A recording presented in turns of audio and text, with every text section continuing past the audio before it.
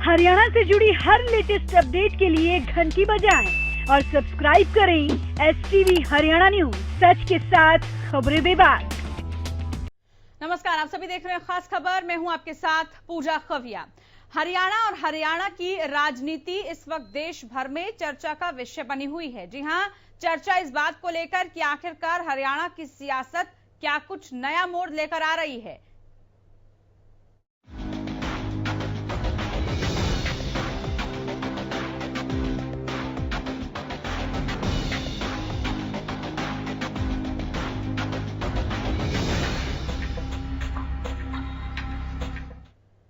आपको याद होगा कि 2 दिन पहले की ही बात है जब अभय चौटाला ने उनकी पार्टी छोड़ने वाले विधायकों के खिलाफ कार्रवाई की मांग करते हुए नेता विपक्ष के पद से इस्तीफा दे दिया था। उस इस्तीफे का असर देखिए, ऐसा हुआ कि स्पीकर ने आज ही अभय चौटाला की नेता विपक्ष के पद से छुट्टी कर डाली। देखिए इस पर खास रिपोर्ट, फिर करेंगे इस पर चर्चा।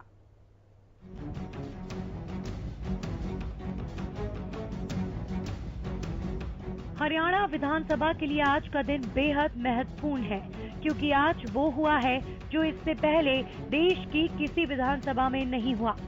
बहुमत न होने के कारण सरकार बनना और गिरना तो कई बार देखा गया, लेकिन कोई विपक्षी पार्टी विपक्ष में बैठने के लिए बहुमत साबित न कर पाए, ऐसा कभी नहीं हुआ, वो भी विधानसभा चुनाव से कुछ महीने पहले। जी हां, आपको याद होगा कि 2 दिन पहले ही इनेलो प्रमुख अभय सिंह चौटाला ने हरियाणा विधानसभा के नेता प्रतिपक्ष पद से इस्तीफा स्पीकर को भेजा था। बस शर्त उनकी यही थी कि उनकी पार्टी से बागी हुए सभी विधायकों के खिलाफ कार्रवाई की जाए और उनकी सदस्यता रद्द की जाए। वहीं इनेलो से बीजेपी में शामिल हुए रणबीर गंगवा और केहर सिंह रावत ने भी विधानसभा से इस्तीफा दिया था, क्योंकि ये दोनों ही नेता इनेलो का दामन छोड़कर बीजेपी के साथ आ गए। तो आज विधानसभा स्पीकर कंवरपाल गुर्जर ने इन दोनों विधायकों का इस्तीफा स्वीकार कर लिया है। वहीं इनेलो के 4 विधायक जेजेपी का हिस्सा बन चुके हैं और ऐसे में इनेलो के विधायकों की संख्या कांग्रेस के विधायकों से कम हो गई है। तो स्पीकर ने अभय चौटाला को नेता विपक्ष के पद से भी हटा दिया है। 2 विधायक रणबीर सिंह गंगवा और केहर सिंह रावत, जिन्होंने भारतीय जनता पार्टी ज्वाइन करने से पहले उन्हें दोनों ही विधायकों ने अपने इस्तीफे मेरे पास भिजवा दिए थे, और क्योंकि उसके बाद मैं ऑफिस में नहीं आया, तो आज मैं ऑफिस में आया हूं, तो आज उस पर पूरी कार्रवाई हमने की है और उनके दोनों के जो त्याग पत्र है हमने स्वीकार कर लिए। देखिए, ये त्याग पत्र होने के बाद इंडियन नेशनल लोकदल की जो संख्या है वो घटकर, जहां 19 थी पहले, घटकर 15 हो गई है। तो ऐसी स्थिति में अब इस पद पे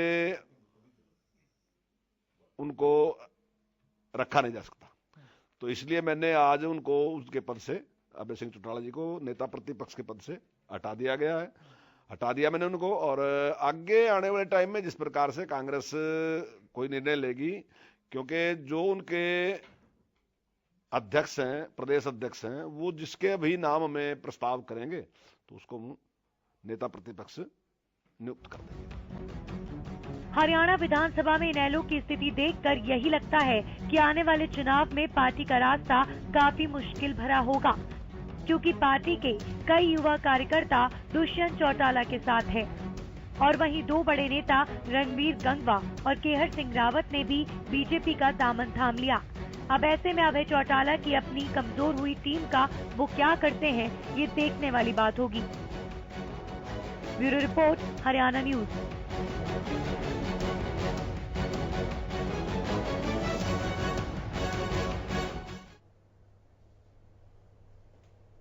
तो इनेलो के इस वक्त बुरे दिन चल रहे हैं और उन बुरे दिनों से कैसे पार पा पाएगी इनेलो, इसको लेकर तमाम सवाल भी उठ रहे हैं। लेकिन इस वक्त सबसे बड़ा सवाल ये उठ रहा है कि आखिरकार अब इनेलो का क्या होगा, क्योंकि अब सवाल उसके अस्तित्व की लड़ाई के लिए भी रह गया है। इसी को लेकर हम चर्चा करते हैं। हमारे साथ political editor Rakesh Gupta ji phone line पर जुड़ चुके हैं। राकेश जी, लंबे वक्त से हम देख रहे हैं कि किस तरीके से इनेलो के अंदर एक घमासान सा मचा हुआ है, संकट के बादल इनेलो के ऊपर मंडराने लगे हैं और अब स्थिति ऐसी आ गई है कि इनेलो को अपने अस्तित्व के लिए भी लड़ना पड़ रहा है। क्या कुछ अब आगे के समीकरण दिख रहे हैं, क्योंकि एक के बाद एक विधायकों ने साथ छोड़ दिया, कोई बीजेपी का दामन थामता हुआ नजर आया, कोई जेजेपी में चला गया। देखिए पूजा, बिल्कुल संकट के बादल नहीं, संकट में जो है इनेलो घिर चुकी है। आप ये देखिए कि जिस तरह से जितनी संख्या लेकर, जितनी संख्या में विधायक बनकर आए थे, आज ये इससे कम होकर 15 रह गए और दल बदल की कार्रवाई अगर 4 विधायकों के खिलाफ हो जाते हैं तो 11 रह जाएंगे।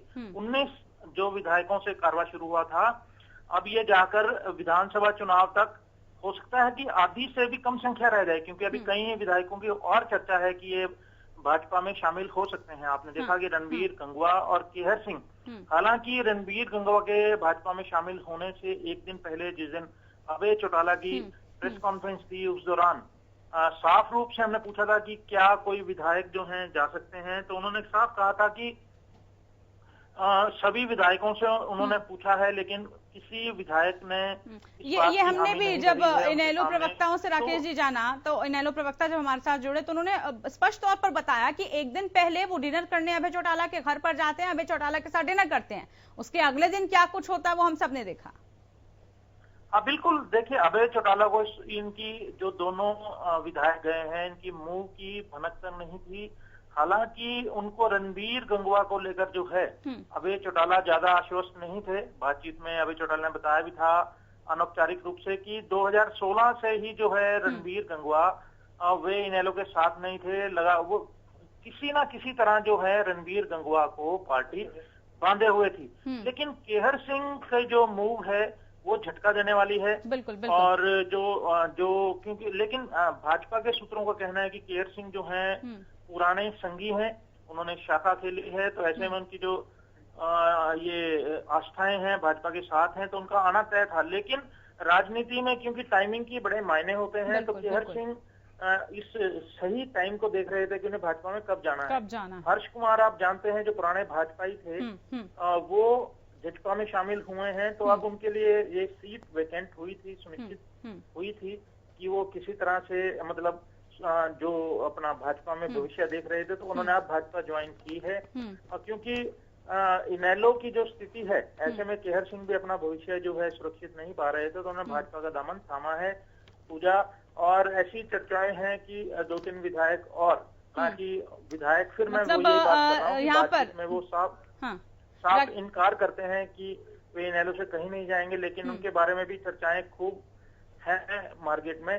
और रणबीर गंगवा का मैं उदाहरण देता हूं कि पिछले महीने उनकी ज्वाइनिंग से 15-20 दिन पहले जब चर्चा हुई थी कि रणबीर गंगवा भाजपा नेताओं से मिले हैं, भाजपा में चले गए हैं, जब हमने रणबीर गंगवा से बात की थी, हरियाणा न्यूज ने उनसे बात भी की थी, तब उन्होंने मना किया था कि वे कहीं नहीं गए हैं और कहीं नहीं जा रहे हैं। लेकिन ये समय का अंतराल में ही उन्होंने विधिवत रूप से पार्टी भाजपा को ज्वाइन किया और बकायदा अपनी पुरानी बातों को झुठलाया भी। जी पूजा। ठीक है, बहुत शुक्रिया राकेश जी आपका, आप जुड़े हमारे साथ और तमाम जानकारी आपने हम तक पहुंचाई। अब पॉलिटिकल प्रतिक्रियाएं इस पर ले लेते हैं। अजय गुलिया जी हमारे साथ जेजेपी प्रवक्ता जुड़ चुके हैं। अजय जी नमस्कार, आवाज मिल रही है आपको?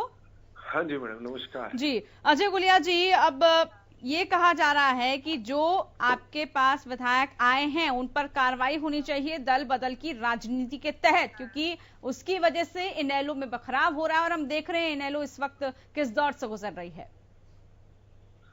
नहीं देखिए, इस देश में कानून का राज है और किसी के कहने से, कह देने भर से कोई कार्रवाई नहीं होती। कानून सम्मत कानून अपना काम करे, इस बात से किसी को आपत्ति नहीं है। लेकिन किसी के कह देने भर से किसी के ऊपर कार्रवाई हो जाना ना हो जाना, वो एक बहुत अलग बात है। ये स्टार्ट हुए हैं। अब आपने देखा कि रोज कोई ना कोई जा रहा है। थोड़े आने वाले समय में आप देखेंगे, निकट भविष्य में हम लोग ऐसे कह करके बात करेंगे कि एक थी इनेलो।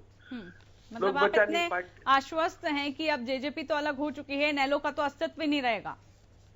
नहीं, इसमें मेरे कहने या आपके ऐसे नहीं होता। ये तो लोग जनता जिसको चाहेगी। अब जनता ने पूर्ण रूप से इंडियन नेशनल लोकदल पार्टी को नकार दिया है, क्योंकि इंडियन नेशनल लोकदल पार्टी ने अपने सबसे होनहार नेता, जो जनता की आवाज बन चुका था हरियाणा प्रदेश की, उसको पार्टी से निकालने का काम किया। पार्टी इसका खामियाजा अजय गुलिया जी इनेलो भुगत रही है क्या? बिल्कुल बिल्कुल। एक ऐसा नेता जो पूरे हरियाणा प्रदेश की युवाओं की, माता बहनों की, बुजुर्गों की आवाज बन चुका हो और जिसके साथ लामबंद होकर के चलने को तैयार हो, जिसके कंधे से कंधा मिला करके हरियाणा की प्रगति के लिए काम करने को तैयार हो, आप उस नेता को पार्टी से निकालेंगे तो खामियाजा तो आपको भुगतना ही पड़ेगा। और इनेलो से इसी का खामियाजा भुगत रही है। ठीक है, राजवंत हमारे साथ जुड़े हैं, इनेलो प्रवक्ता। राजवंत जी नमस्कार, सुन पा रहे हैं आप मुझे? नमस्कार जी, जी सुन पा रहा हूं। राजवंत जी, इनेलो किस वक्त जो स्थिति चल रही है, जिस दौर से गुजर रही है, सबसे पहले तो क्या कारण आप मानते हैं? क्योंकि एक के बाद एक विधायकों का चले जाना, साथ छोड़ देना, वो भी ऐसे मौके पर जब सबसे ज्यादा जरूरत है। एक वक्त तो ऐसा होता है कि सत्ता पाने के लिए एकजुटता चाहिए होती है या फिर सत्ता पाने के लिए नेताओं की जरूरत पड़ती है, लेकिन यहाँ तो आपको विपक्ष की भूमिका निभाने के लिए भी साथ नहीं मिल पा रहा है। देखिए, एक चीज मैं आपको स्पष्ट करना चाहूंगा कि चुनाव में इस तरह का आवागही जो होती है ये आम बात है। इस तरह को तो अगर किस पार्टी में कौन आ रहा है, कौन जा रहा है, ये कहाँ नहीं हो रहा। तो राजनीति में आज इनेलो से तो जा ही रहे हैं। नहीं, किसने कहा जा रहा है? कोई ना कोई अभी अखीन से हमने पूर्व विधायक का बेटा भी ज्वाइन कराया है। आप उनको क्यों भूल रहे हैं? अगर पार्टी को कोई ज्वाइन कर रहे हैं तो आप उनको दरकिनार करके केवल उन्हीं पे ध्यान केंद्रित क्यों कर रहे हैं जो पार्टी को छोड़ के जा रहे हैं? ये स्वार्थ के वशीभूत अगर कोई भी आदमी जा रहा है तो आप उनको तो ज्यादा वेट दे रहे हैं। जो पार्टी में आ रहे हैं उनको आप कहीं देख ही नहीं रहे। कितने रहे हैं, कितने आ रहे हैं? नहीं, क्या ये अभी मैं बता रहा कि हाँ जी बोलिए। अभी अथीन से ही अभी एक पूर्व विधायक के बेटे अभी उन्होंने पार्टी ज्वाइन की है, 2 बार विधायक रहे हुए हैं, वो पार्टी ज्वाइन कर रहे हैं। और अगर 1-2 विधायक अगर कोई जा रहे हैं तो इससे तो कोई बात नहीं है। इंडियन नेशनल लोकदल पार्टी कार्यकर्ताओं के दम पे चलने वाली पार्टी है। 1-2 विधायक राजवंत जी, 1-2 विधायक जी, 1 से 2 विधायक। खबरें तो ये भी आ रही है कि आने वाले वक्त में और झटके के लिए इनेलो को तैयार रहना होगा। देखिए, मैं आपको पहले भी कह चुका हूं कि चुनावों के समय में इस तरह के आवाजाही कोई बड़ी बात नहीं है। ये चलते सभी पार्टियों में चल रहे हैं। और मैं आपको बार बार कह रहा हूं कि इंडियन नेशनल लोकदल कार्यकर्ताओं के दम पर चलती है, कभी भी नेताओं के दम पर पार्टी नहीं चल रही। नेता इसका एक ही है, चौधरी ओम प्रकाश चौटाला जी। इनेलो पर इस वक्त जो संकट आया है, अब आगे ना इसके लिए कुछ किया जा रहा है या फिर आप मान करके बैठ चुके हैं ये बात कि चुनावों के दौरान या राजनीतिक पार्टियों के साथ ऐसा होता रहता है, इसलिए कोई बड़ी बात नहीं है? आप मान रहे हैं ये कोई बड़ी बात नहीं है? बड़ी बात यही है कि नेता प्रतिपक्ष हमारे चौधरी अभय सिंह चौटाला जी थे। उन्होंने अपनी मेहनत के दम पर और पार्टी को 2013 के बाद, जिस समय चौधरी ओम प्रकाश चौटाला जी जेल गए, अजय सिंह चौटाला जी जेल गए, उसके बाद से पार्टी को मजबूत करने का काम किया था। और आज जब चुनाव गए और ये लोग जो स्वार्थ के बाद कोई भी आदमी अगर पार्टी को छोड़ के जा रहा है वो पार्टी हितैषी नहीं है, वो निजी स्वार्थ की भावना की वशीभूत होकर पार्टी को छोड़ रहे हैं। राजवंत जी, पार्टी को तोड़ने का काम फिर किसने किया? ये स्थिति आई क्यों? देखिए, पार्टी को तोड़ने का काम तो पार्टी की विरोधी गतिविधियों में शामिल होने वालों ने किया है, जिनकी वजह से आज पार्टी 2 फाड़ हुई है। ठीक है, पार्टी जी। अजय गुलिया जी भी है हमारे साथ जेजेपी से। अजय गुलिया जी, क्या जवाब? चलिए, फिलहाल उनसे संपर्क नहीं हो पाया।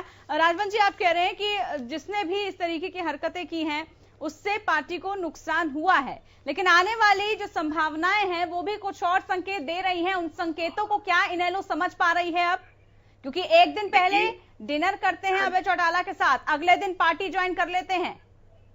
देखिए, मैं इसी चीज के लिए बता रहा हूँ, कोई भी व्यक्ति अगर पार्टी में रहकर काम कर रहा है और अभय सिंह चौटाला जी के साथ डिनर कर रहा है, अगले दिन अगर वो पार्टी को छोड़ के जा रहा है तो कहीं ना कहीं अगर वो उनसे दुखी है, परेशान है, बार बार यही चीज सुनने में आ रही है मीडिया में, सोशल मीडिया में, तो उससे अगर परेशान है तो वो उनके साथ उसी समय बताए ना। वो अगले दिन पार्टी को छोड़ के जा रहे हैं, कहीं ना कहीं उनमें स्वार्थ की भावना जरूर है जो पार्टी को छोड़ के जा रहे हैं। पार्टी ने उनको इतना मान सम्मान दिया है और आज वो पार्टी को नहीं, यहाँ तो कार्यकर्ता से लेकर नेता तक ये आरोप लगाते हैं। यहाँ तो कार्यकर्ता से लेकर नेता तक ये आरोप लगाते हैं कि व्यवहार सही नहीं है, आचरण सही नहीं किया जाता उनके साथ।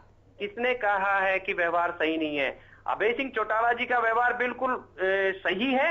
ये उन व्यक्तियों के लिए ठीक नहीं है जो केवल स्वार्थ की बात को अपने निजी स्वार्थ के लिए, निजी स्वार्थ के हितों के लिए उनको काम करवाने के लिए अगर अभय सिंह चौटाला के पास जाते हैं, वो केवल कार्यकर्ताओं की बात सुनते हैं और कार्यकर्ताओं के काम करने में कभी पीछे भी नहीं हटे अभय सिंह चौटाला जी। वो तो दिख रहा है कितना काम हो रहा है, कितनी बातें सुनी जा रही हैं। इस तरह की बातें कहते हैं, कितना काम हो रहा है, कितनी बातें सुनी जा रही है। राजवंत जी, देखा भी जा रहा है। आप बने रहिएगा हमारे साथ फोन लाइन पर। बात हो रही है इनेलो की, आखिरकार क्यों इनेलो इस वक्त सबसे बुरे दौर से गुजर रही है और अब स्थिति ऐसी आ चुकी है कि इनेलो को तलाशना पड़ रहा है। जिनकी गिनती की जा रही है उंगलियों पर कि किन्होंने इनेलो ज्वाइन की, लेकिन उससे कहीं ज्यादा नुकसान इनेलो को इस वक्त हो रहा है क्योंकि सब इनेलो को छोड़ रहे हैं। इसी वजह से सवाल कई उठ रहे हैं। इसके अलावा संकेत ये भी मिल रहे हैं, सूत्रों के हवाले से खबर ये भी मिल रही है कि आने वाले दिनों में इनेलो को और बड़े झटके के लिए तैयार रहना होगा, यानी कि इनेलो से और भी नेता गायब हो सकते हैं। अब क्यों दूरियां बन रही हैं, क्यों आखिरकार इनेलो के वर्चस्व पर, इनेलो के अस्तित्व पर सवाल उठने लगे हैं, इनेलो पार्टी आखिरकार क्या आगामी विधानसभा चुनाव तक बच पाएगी, इसको लेकर भी सवाल उठ रहे हैं क्योंकि लोकसभा चुनाव से पहले ये हाल है, तो आगामी विधानसभा चुनाव में क्या कुछ परिस्थितियां होंगी। लेकिन उससे उलट अब बात यह भी हो रही है कि आखिरकार इनेलो का क्या होगा। बीजेपी से प्रतिक्रिया लेते हैं इस पर। रेणु भाटिया जी हमारे साथ फोन लाइन पर जुड़ चुकी हैं। नमस्कार रेणु भाटिया जी, आवाज मिल रही है आपको? जी जी मिल रही है। रेणु भाटिया जी, इस वक्त इनेलो में जो कुछ भी चल रहा है वो हम सबके सामने है, लेकिन कहीं ना कहीं सवाल इस बात पर भी उठ रहे हैं कि एक तरफ बीजेपी गठबंधन करने से इनकार करती है, लेकिन उनके नेताओं को फिर इंपोर्ट कर लेती है। देखिए, गठबंधन एक अलग विषय है और कोई अपनी पसंद से हमारी संस्कृति को ज्वाइन करे, हमारी सोच से जुड़े, हमारी नीतियों को अपनाए, वो एक अलग विषय होता है। मतलब नीतियां कुछ दिन पहले ही समझ आती हैं। देखिए, ये अपना जिसको जब नीति समझ आए वो कहीं पर भी जा सकता है, जिसको जैसी बात समझ आए, देर आए दुरुस्त आए समझ ले, या जो भी आप इसमें कहना चाहे वो कह सकते हैं शब्द, क्योंकि जब जिसको जो बात समझ आ जाए, जितनी जल्दी आ जाए कि कहाँ पर ठगाई है और कहाँ पर भलाई है, जिसको ये बात समझ आ जाए, मुझे लगता है देश का भला और राज्य का भला उसी में है। नहीं रेणु जी, मतलब कुछ समय पहले ही ये सब होगा, कुछ समय पहले ही सब चीजें समझ आएंगी, या सिर्फ एक निजी स्वार्थ है जिसमें जिसकी लहर चल रही है वहां पर आ जाते हैं? और बीजेपी तो ये खासियत रखती है कि सभी को उभरती हुई चीजों को अपने अंदर समेट लेती है। देखिए, हमारे पास जो भी कोई आना चाहे, हमारी नीति से जुड़ना चाहे, वो सादर आमंत्रित है, परंतु कोई भी जो आना चाहे, स्वार्थ अगर आप कहें तो हमारे को तो किसी से कोई स्वार्थ नहीं है। कोई यहाँ पर आकर अगर अपना स्वार्थ सिद्ध करना चाहता है, इस सोच के साथ आता है, तो भारतीय जनता पार्टी इस चीज का वादा तो किसी को नहीं दे रही और ना कह रही है। जो आना चाहे, नीतियों को सोचकर आना चाहे, मोस्ट वेलकम। ठीक है, नीतियों को सोचकर आ रहे हैं सभी। लेकिन रेणु भाटिया जी, इस वक्त इनेलो की जो स्थिति चल रही है उस पर भी कई सवाल उठ रहे हैं। तो शुरू से ही गलत और गंभीर थी। आप देखें, जींद के चुनाव ने जो कहते ना, उसको प्रमाण क्या, जो सामने आ गया उसको प्रमाण की क्या आवश्यकता है। तो जींद के चुनाव ने इनको पूरी तरह से नंगा कर दिया था, इनकी सोच को, इनकी महत्वाकांक्षाओं को साबित कर दिया था कि ये लोग किसी भी तरह से राज्य के हित के लिए नहीं सोचना चाहते, ये केवल स्वार्थ की राजनीति से जुड़े हुए हैं, अपने परिवार को बढ़ाने की राजनीति से जुड़े हुए हैं। जब उन्होंने देखा ये हमें कुछ मिल नहीं रहा है, तो उन्होंने दो फाड़ कर लिए। दो फाड़ करने के बाद भी जब उन्होंने देखा कि लोग महत्व दे रहे हैं और मेरे भाई के बच्चे ना कुछ ले जाए, तो इनेलो ने उस तरह से निशाना साधना शुरू कर दिया। मतलब आप मानती हैं रेणु भाटिया जी कि इसका खामियाजा इनेलो भुगत रही है? डेफिनेटली, जिस परिवार में भी इस तरह की बात होती है वो भुगतते हैं, क्योंकि अगर किसी परिवार से पर्सनल ख्वाहिशों को लेकर अगर तोड़ किया जाए तो वो स्वार्थ की राजनीति समझ लें या परिवार का स्वार्थ समझ लें। राजनीति करना भी समझ आता है कि राजनीति की जानी चाहिए, परंतु केवल अपने परिवार के लिए मेरा पुत्र आगे बढ़े और वो दूसरा कहे मेरा पुत्र आगे बढ़े और दादा बद्दुआएं निकाले और दादी बद्दुआएं निकाले, इसके यहाँ से तो समझ आ रहा था, लोगों को भी समझ आ रहा था कि हम लोग लड़ किसके लिए रहे हैं, हम लोग कौन सी नीतियों पर अमल करने की बात किसके साथ खड़े हैं। तो इसीलिए लोगों ने इनसे अपना हाथ पीछा छुड़ाने की बातें शुरू कर दी और वो आपके सामने ही है, कोई इसमें दो राय नहीं है। चलिए, बहुत शुक्रिया रेणु भाटिया जी आपका, आप हमारे साथ जुड़ी। अब आखिरकार इनेलो का क्या होगा, ये सवाल है, सवाल अभी बना रहेगा क्योंकि अभी तक इनेलो की स्थिति साफ नहीं हो पाई है। आने वाले समय में आखिरकार क्या कुछ नया मोड़ लाती है इनेलो की ये सियासत, इस पर लगातार नजरें बनी रहेंगी। फिलहाल खास पेशकश में आज के लिए इतना ही। नमस्कार।